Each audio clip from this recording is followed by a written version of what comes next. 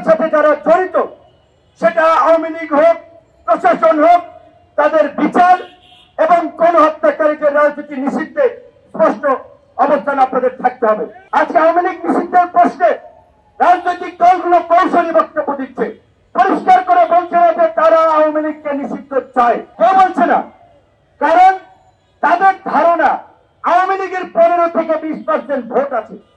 কাজে এই ভোট যদি আমরা ভাগাতে পারি, আজকে এই আওয়ামী লীগের 16 বছরের সবচেয়ে বড় পৃষ্ঠপোষক মাফিয়া শিল্প গোষ্ঠীর নাম ধরে কেউ কথা বলছে না, তাদের বিচার চাচ্ছে না, ভাসুরের নাম মুখে আনতে নাই, সেরকমের টকশোতে যায়, বক্তব্য দেয়।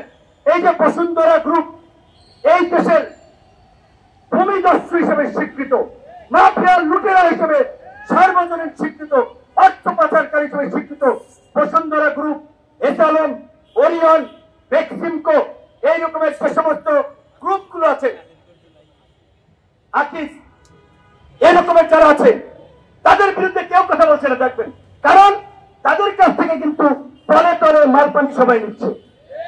বসুন্ধরা লুটপাট করছে হাজার হাজার কোটি টাকা।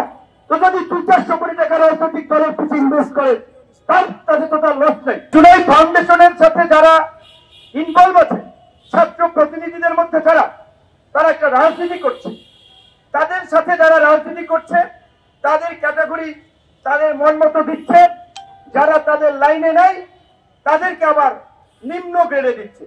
এমনকি সুবিধা পাওয়ার ক্ষেত্রেও একটা বৈষম্য করছে। এখানে এটা ছাত্রদের দ্বারা হবে, এটা কেউ প্রত্যাশা করে নাই, কিন্তু এটা হচ্ছে।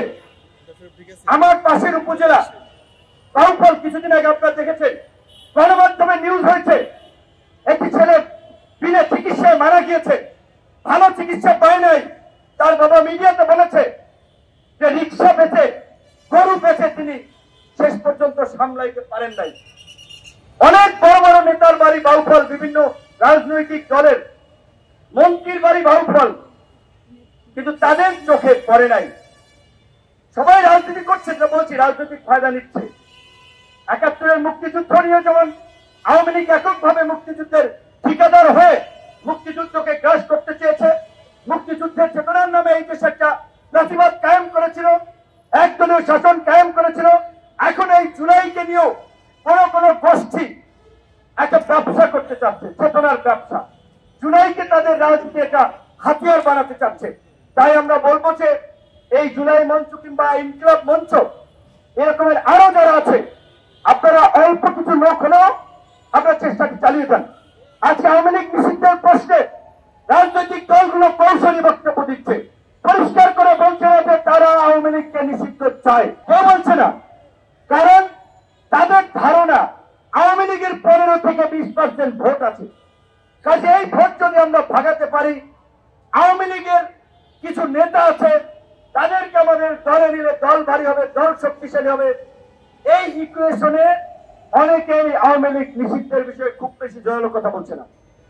আমরা বলছি সকল রাজনৈতিক দলের কাছে, যারা প্রকৃত হচ্ছে এই জুলাইয়ের স্পিরিটকে ধারণ করে জুলাই গণহত্যার বিচার চায়, প্রতিবাদ নিষিদ্ধ চায়, তাদেরকে আওয়ামী লীগের প্রশ্নে স্পষ্ট অবস্থান ব্যক্ত করতে হবে।